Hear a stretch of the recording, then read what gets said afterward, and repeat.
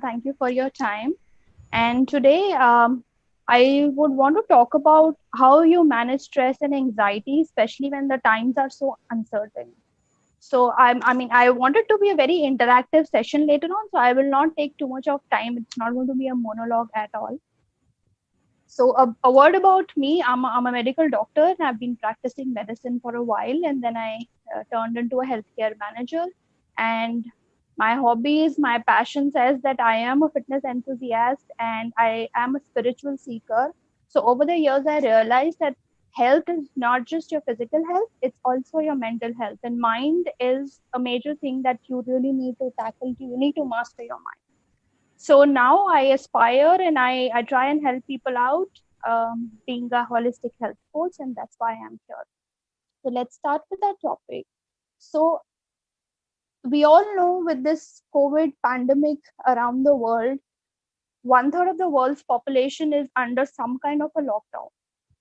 And the sheer scale of this uncertainty is what is bothering us, because it's very normal to feel anxious, to feel stressed out, have irritability, mood swings when things are uncertain. And things have been uncertain in life forever. If you take a minute and you think about times in life, when was life certain? Life was never certain. But it was manageable because we used to see uncertainty hit one person at one point, one family at one point. Somebody is meeting with an accident, somebody is losing their loved one, somebody is losing their job, or you encounter relationship problems. But in the entirety, it all seemed very manageable. We felt in control. Now the sheer aspect of this lockdown is such that this is causing a lot of anxiety and no one has an answer to anything. So in essence, we are going back to what the reality is, that life is uncertain. There is nothing certain, nothing predictable about life. So now from the medical point of view, we are geared up for the infection. We are under a lockdown, we are observing social distancing so that we are able to contain the disease. But what about the psychological aspects of it? So, if researchers are to be believed, there are extensive studies happening, and they are saying that post this lockdown, whenever this ends and we move into the new normal, it is going to be a secondary pandemic of psychological disorders because of all the mental stress that we are going through right now, and we don't want that. So, how can you actually prevent something like a secondary epidemic of a mental disease happening in this world? We need to mitigate those effects now. And how do we do that? We have to invest in our self care. And self care, we have so many videos, so many people talking about it. But I don't think all of us are that invested in ourselves where our mind is concerned. So that's why I'm talking about this. Now, having said that, there's also one important aspect. People who have a pre existing mental health condition, who have anxiety disorders, who are diagnosed with some or the other kind of a mental condition, they need to take the treatment as it was going on before, because this social isolation is going to be really tough for them on a very different level, right? So one who's on medication should not be stopping their medications at all. So now, how do we deal with this stress that we are going through? And I'm talking from my own experience. So one thing is, understand the whole phenomena that is going on and accept for what it is, right? And how do you do that? So see, one thing is to know that anxiety is understandable. I know we all are anxious. We all know we all are anxious, and nobody has an answer to it. So you need to accept that fact. And you need to accept that life is this. Life is what is happening right now. It is not, it should be, it could have been like this, it would have been that way. No, it is what it is now. You need to accept that. So once you accept that, I think the major part of your stress goes away. We tend to resist change. These are times of transition on a global scale, right? So you need to just address your concern, your anxiety, feel that anxiety, understand where it comes from, and to accept it, and to not resist to the change that is happening. We don't know what's going to happen. We have no control over what is going to manifest in the future. What kind of a normal are we going back to from this point? We have no idea, right? So but what we can do is, the beauty of this uncertainty is that a million positive things also can happen in the future, and that is what we have to train our mind to to look at things in a positive way. So once you once you don't resist the change, you surrender to what is. And once you surrender, then your energy field is free. You have that positive energy, and you can use that energy to raise your vibration. It's a very scientific thing. If you want to understand, and you can go online and read about it. Once you raise your aura, your positivity, it is going to have a global effect, in the sense if every person does that. You cannot change the environment on a global level, just yourself. But if every person does that, it is going to change the atmosphere around you, and you can see the immediate ripple effect in your family where you're staying. The moment you are positive, the moment you stop absorbing all the negativity from the media all the time, and you change yourself, you change the perspective, you feel a shift in the way you conduct your day, you will definitely see a change in how your family is going through the day, so that is what it is about. You change your vibrations, and that's how you change the environment. So understand, accept, don't resist the change, and develop resilience of the mind. So it is often, if you liken it to daily problems and daily uncertainty in your life, you know facing problems is like lifting weights in the gym. So the more you do it, the stronger you get. So it's exactly like this. So you need to develop that spiritual muscle in yourself, and have that resilience of mind. Now, so this is all the science behind it, or the spirituality behind it, the stress management and the anxiety. Now, how do you do it? So it's very simple to do it. First thing, don't log into your TV, newspapers, online news first thing in the morning. I mean, I have practiced it myself. Initially, when this lockdown was announced, the first thing I used to wake up to was my news. And my entire day, I used to be stressing about how things are going to pan out in the future. But once I realized what I'm doing, and I switched and I changed my routine to waking up and meditating for just 10 minutes, reading something positive, and then moving on to the news in later part of the day, it helped me a lot. So one thing is, just cut your time with the media, with the news especially. It's okay to stay abreast, to have to know what's going on in the world, but then limit that time. Don't do it first thing in the morning. Second thing is, start your day if possible with meditation. 10 minutes of meditation is going to do wonders, and if you can do it for 3 times a day, it's absolutely going to help you. It's a beautiful thing to do. So try doing it. Then journaling your thoughts. I know everyone is not fond of writing, but it's a very simple thing. If you write like 5 things that you're grateful for throughout the day, I'm sure you find 10,000 things to write. Simple things like having power, or having food on your table, anything, having access to the internet, or having newspapers to read. Anything, if you practice that, that is going to really help, because it shifts your mindset. It shifts your mindset to a mindset of abundance. You start living in the moment. You're more present. So try and do that. Zero complaints. Try and not complain about anything for one day. Just for one day, try doing that. Right? And practice gratitude in everything. In everything throughout the day. Try doing that once. Then connect with people.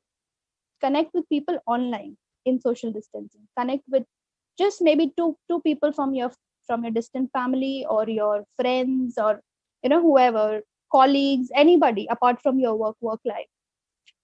connect with two people. And I will give you a small example why this is helpful. There was a meme going on WhatsApp a few months back. I'm not sure how many of you must have seen it. So it said that sunflowers, they face towards the sun for their survival, and that's how they derive their energy. But when it's rainy or it's cloudy, they turn towards each other for that energy. So I don't know what a scientific research backs this phenomena, but if you liken it to humanity, imagine every one of us facing life as is alone.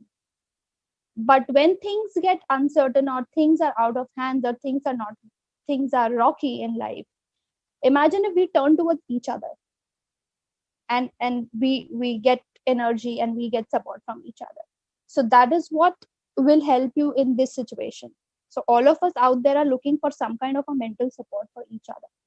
We can do that. We just have to, we are just a call away, so try doing that. So if you do that, maybe for a week, try zero complaints, 10 minutes of meditation, connect with two people, name 5 things you're grateful for once a day, probably before going to bed. You'll definitely see a difference. And just try it for 1 week, and you will see a difference in your stress levels and your anxiety levels. So that's what uh, my take from about the stress and anxiety is during these times. And a very small tip to do, which I keep doing. So people who are affected a lot by what is going on around them, who we call them the empaths, who absorb kind of all the negativity that is going on, they feel quite drained. It affects you and you feel burdened. So a very small thing to do is to take like a it's getting hot these days, so just normal water bath with black salt, the kala namak that we use. Try doing that. It will cleanse you of all the negativities in your body, and you will feel a different. You will feel lighter. So that's about stress and anxiety. And moving on to a small bit about establishing routines for children. So I mean, parenting as such is a Herculean task, and it's a big discussion topic. Otherwise, which we can take up later if we continue interacting this way. But I wanted to touch upon establishing disciplines and routines for children when they are stuck at home in the quarantine. So I have had my family members who have toddlers and preschoolers, and my friends who are struggling with their children to to have them in some kind of a discipline while they are at home. They don't have school. Small children don't even have that online classes going on, so there's really nothing much to do. And on top of that, both the parents who are working, they find it really difficult to engage children into any kind of a routine, a structured way. So one thing is that discipline is very important, whether it is a lockdown, it is not a lockdown, because discipline encompasses so many virtues, and it is important for the children to lead a happy secular lives later on. So it is important to give them that structure. Now it is difficult during these times, and kids are kids. They are inquisitive. They want to explore everything. They have an energy of their own. So first thing is, it is okay to not know everything as a parent, and it is just like not knowing everything as an individual. So don't be too hard on yourself, because I've seen my family and my friends wondering, like, where are they going wrong and what is it that they should be doing. They are just helpless at times.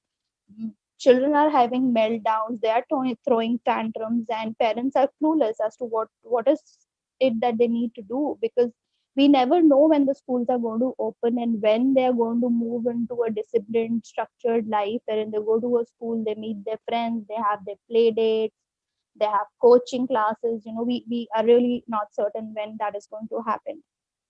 So for one thing is, bring about some consistency in the routine, like consistency in terms of their sleeping times, their waking up times, their nap times, snack time, when they are allowed to watch TV, and do it as a family as far as possible. So if you're working from home and you have your meetings going on, you can have your child engage in some kind of a creative activity at home. If they have the classes, then well and good, they can join their online classes. Or for smaller preschoolers, you can have them engage in their building blocks or any kind of activity, drawing, painting, some motor skills. Just keep them engaged during that time, so they know there is a consistency in their routine. It's not like they're waking up at 12 in the afternoon, falling asleep at 2 in the night. That's not going to bring about any kind of a consistency in the routine. So once you have that consistency established, the child also knows there is certain predictability during the day. They will get used to it. It's not going to happen overnight, but they will get used to that routine, and slowly they'll start following that routine and follow through with the consequences. So if you tell you give your child a timeout, or you give them a heads up that in 5 minutes they're supposed to be at the table for lunch, and if they're not there and you give them a consequence, you please follow through that. Don't be harsh on them, but then you have to be assertive. So these are the three things. And with all that is going on, children are also susceptible to stress, but they don't know how to let out that stress. They don't know how to express those emotions. They certainly know there's something different today happening, because they're not used to having both the parents at home. They're not going out, they don't have the usual outings, they're not going to school, they're not seeing friends. We at least have the WhatsApp calls, video calls, Zoom calls, meetings, and we are in touch with people, but children don't understand what is going on. So it's better to let your child age appropriate way, let them know what's happening. Not the end, they don't need to worry what's happening, but they just need to know that there's an infection outside and we're not supposed to go, and something about social distancing, and also they know what's happening and what to expect. Now all that you can do, if you are vibrating at a higher frequency, and that happens when you are in that moment of that wisdom, that insight is there, and that happens when you yourself manage your stress first. Now, one more thing that I've seen, and then I can take your questions, is that children are having a lot of temper tantrums. They do have temper tantrums otherwise, but these days there are a lot of meltdowns that I have seen children are having, and parents are like really concerned as to what it is. So about the temper tantrums, one thing is it's not manipulation. We think the child is manipulating us into doing something, but it is not manipulation. Temper tantrums are normal. So for preschoolers, for toddlers who are less than like 4 year old, these tantrums happen because of a certain area in the brain which is called the prefrontal cortex, and that is underdeveloped. So the child doesn't know how to regulate the emotions, and that's why that outburst happens. So uh, don't blame them for that, don't get irritated for that. Try and find out what the reason is. At times the reason is as simple as that the child is hungry, or the child wants your attention, especially when you're at home. They really expect that a lot of attention is given to them. So that is one thing. And for a little child who is a little older, for them, if these tantrums do not go away with age, it is an indication that they need some kind of an emotional control, in the sense that they need to be taught how to express what they are going through and not keep it all bottled up inside. So please know that temper tantrums are very, very normal, and in these times all the more normal, because the child also needs to vent, the child needs to understand what's going on. So that's about it from my side. And if you have any other questions regarding both these topics, I'll be happy to take them. All right, ma'am. As of now, we don't have any questions. So Okay. I would request the audience, if you have any questions related to the discussion, you can drop them in.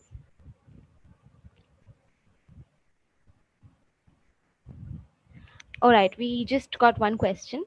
Mm-hmm. Childhood anxiety can worsen as children grow. So, Mm-hmm. how will we help our children manage anxiety on their own? Right. So, see, anxiety, as I said right now, small kinds of anxiety in growing up years goes away on its own. It's not even anxiety, it's just how a child does not know how to regulate their emotions. But anxiety can have a lot of different factors, like the anxiety, if it's hereditary, then I would say you need to go see your doctor for that. Like if there are certain mental conditions which run in the family, they also might have an impact on the child's development, right? So the child might be prone to some anxiety disorders. So that's one thing. But if a child is not able to, control their emotions, or they do not know how to communicate, because at times what happens, like if I'm assuming the child is the elder one in the family, and you keep telling them, oh, you are the elder one, you're supposed to do it like this, and why are you angry, you are the elder one, why are you throwing a tantrum about something, you're the elder one. So the child starts bottling it up inside. The child feels he has to be perfect all the time because he's the elder one, so he would not voice his concern. So you have to really tell the child that it's okay to feel certain things. It's absolutely okay to feel angry about certain things or helpless about certain things, and they need to really, voice all those feelings to a parent. So the more you are connected, the more you are close to your child, the child will open up, the child will cooperate more, and they will, instead of keeping all that inside, they will come and speak to you, and then you will be able to guide them as to how they are going to regulate everything as far as the emotions are concerned. All right, ma'am, we are waiting for some more questions. Okay. So I read there was a question about someone asking about golf and stress, something like that. Yeah, it was related to a golfer has asked that how can he manage stress on the golf course, like when he's playing on the Right, round. So if you can right. answer that. Yes, of course. So that's performance pressure, right? I mean, all the athletes go through it at some point. Not only athletes, even I was under a lot of pressure when I was supposed to do this session. So that's normal. That, why that stress happens, because that's our ego operating. We know we practice, we know we are good at what we are doing, we are passionate. In your case, I'm assuming you're passionate about golf, and so you know you've prepared well, but then your ego wants you to excel.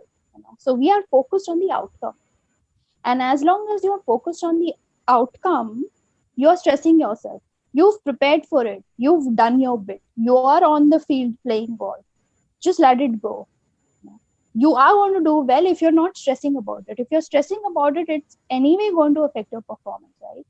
So it's very easy. That's why wherever, like whatever you're practicing, whether you're into a business, you're playing, you're singing, you're competing for anything, practice that attitude of being mindful, meditate and let it all go. That's a best way to manage stress. All right. How to handle phobia related to darkness or swimming in a child? How can we Okay.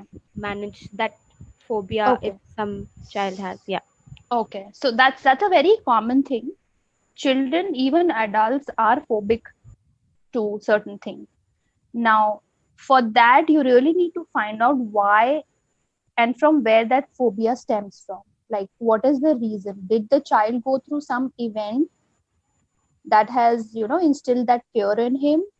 Did um, did he see someone from the family go through something which has instilled that phobia in him? Darkness, one very common reason why children are afraid of the darkness is because we instill that in them. We punish them. We punish them, saying, we'll lock you up in that dark room if you don't do this. That's not a very good thing to do.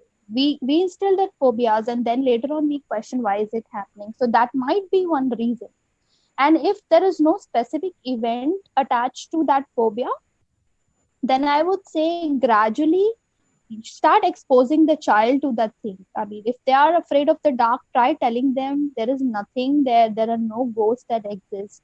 There's nothing wrong in going to a dark room. Go with them, turn on the lights, make them used to it. And don't let them watch any horror series or stories or movie on the TV. Not a very good thing to do. And for swimming, it's the same thing. If you're phobic to waters, just try testing the waters gradually and eventually with the child, and try telling them what it is. It might become just a fun activity. All right. The next question: how can parents help their children and teenagers to manage the stress? Okay. So it's the same thing with teenagers or children. You really need to tell them that nothing is perfect. They don't have to be perfect in anything. A lot of stress is why? Because we see children as an extension of our own selves. We forget they are an identity in their own. They have their own worth, they have their own potential, they might have their own interests later on in life, they might not know right now. So we, in trying to make them the perfect extension of ourselves, we do that. We Yeah, and it's very competitive out there, so we want them to excel at everything, and that's practically not possible. That's putting a lot of pressure on the child. So I would say it's better to tell them about the various options that are available, expose them to everything, and then let them figure out their way. Because if you expect them to excel from studies to playing a guitar to swimming to excelling in sports, it's a lot, and it really doesn't help anyone much in life later on. That's my personal experience. Like, just let them figure out their own way. They will not be stressed, because once they are into something that they love doing, that they really like doing, they are not going to be stressed about it.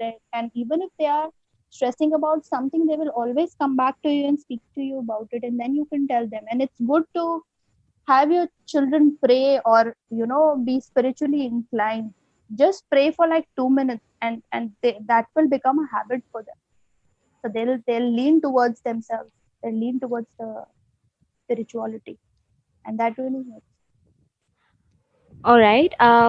So, in regard to the problems that you just said, that if they are stressing out, they'll tell the parents. But nowadays, a very common thing is that children do not share their problems with their parents. I mean, they keep it to themselves. So, how would you suggest the parents to, take that out of the children and Right. help them with that phase if Right. they're facing any stress? So Yeah. right. So why children are not opening up to their parents now? A lot of it has got to do with the nuclear families that we have.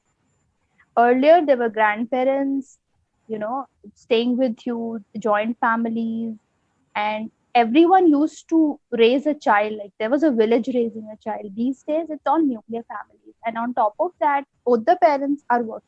So they don't have time to connect with the child. I mean, I am not questioning anybody's parenting skills, because a parent is the best teacher. They know what they're doing, but you really need to connect with the child. You need to spend time with the child. Buying them gadgets or hooking them up to TVs is not helping. It might just give a temporary relief, wherein it will provide you some time to unwind, or provide you time to take care of your things, your business. But in that whole process, the child feels disconnected.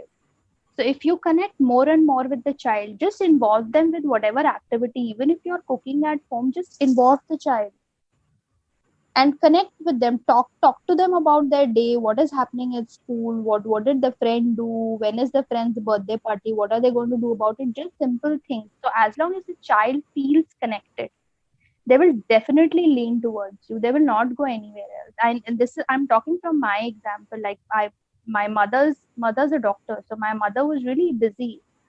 She, on top of that, she's a gynecologist, so there was no schedule, right? But then we had a grandmother staying with us, so my grandmother was always there. So I always lean towards my family. And once my grandmother passed away, and I was in medical school, and my mother was working, but then from that point on, my mother realized that there has to be someone to to talk to the kids, and that's when she started devoting time to us. She, in fact, she was working in the Gulf, and she left that midway and came back because she knew that we needed her more. And then we started connecting. And I think my mother is the closest person that I discuss anything and everything with her, even at this age. So it's all doable. I understand everyone is busy with their schedule, but then we can always make time for things that we want to make time for. All right.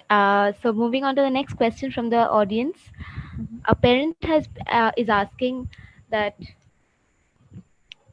their children fear from failure. So failure of like especially those who play sports. So they have this fear of failure and a lot of pressure from school and then from the golf coach. So how to manage all these things together? Right. So again, going back to the same thing that I was talking about, performance pressure. That's because we have our expectations so high. It's okay to strive to be the best. You should give your best. You should try and exceed at whatever you are doing. But someone still fails, right? If you're in a race, only one person comes first. It's not that the others didn't prepare for it. They did their practice. They were as devoted. They wanted to win, but not everyone wins, right? So it is very important to let the child know that okay it's okay after your efforts. If you do not come first, it does not mean that you're not worth it. And we really need to instill those thoughts in our children, and it goes a long way in life. You just cannot be first every time. You should strive for it. You can be, but if you don't, doesn't mean you're not worth it. All right. One of the parents has asked that his daughter wants to excel in all the fields at all time at the same time. Mhm. So how do we make her understand that it's okay not to be a winner all the time? Right. So, I mean, I think you have to let your child fail and figure that out on its own, and she will do that. So, I mean, I'll talk about my example, and I'm not saying that to boast or anything, but when I was in school, I was a very good student academically, and then I was equally inclined towards dancing and skit and debate and music and um, all these things. But then at one point of time, I had to choose between like all the extracurricular activities that I was into, because I just couldn't be into everything and give it my 100%. There was no time. So when there used to be annual functions, I had to pick and choose whether you want to dance or whether you want to sing. And I made my choices. So I mean, you have to let her make her own choices, and just be there. If she fails at something, just be there and then let her know it's okay. All right. So putting up the next question. Mhm. So in regard to disciplining children, Mhm. in regard to that, where Mhm. do most parents go wrong? What do you think? Discipline is a small word, but it includes a lot of things.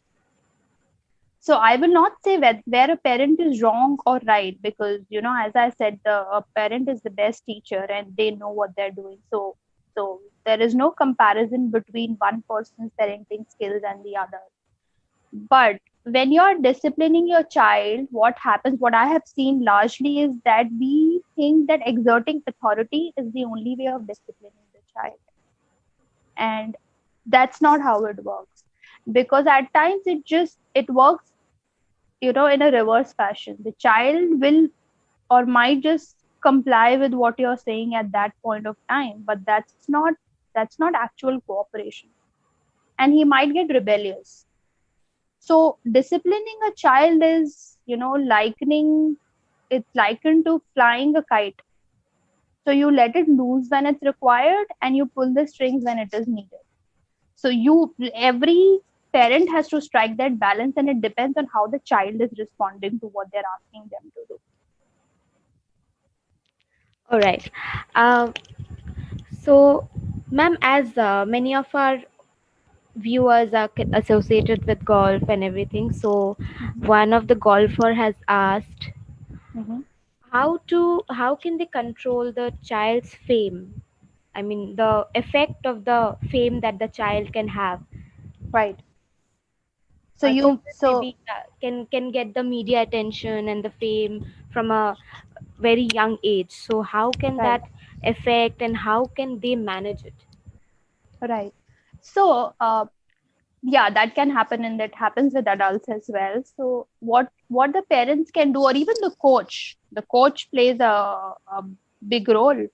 So when you're pushing the child to perform at their best, and the child has the potential and has been performing well and is attracting a lot of media attention or attention otherwise in the society, both the coach and the parents, they need to tell the child that it is a very good thing to excel at something and to have that potential, but it is also important to know that you're not the only one out there. There are other people who are competing with you, and this is not your best. This is not the the highest level of your potential. You can do much better. So if, having said that, if you tell someone that you, this is not your best and you are going to do better than this in life, it will not get to their head. And that is what is important, even where performances are concerned.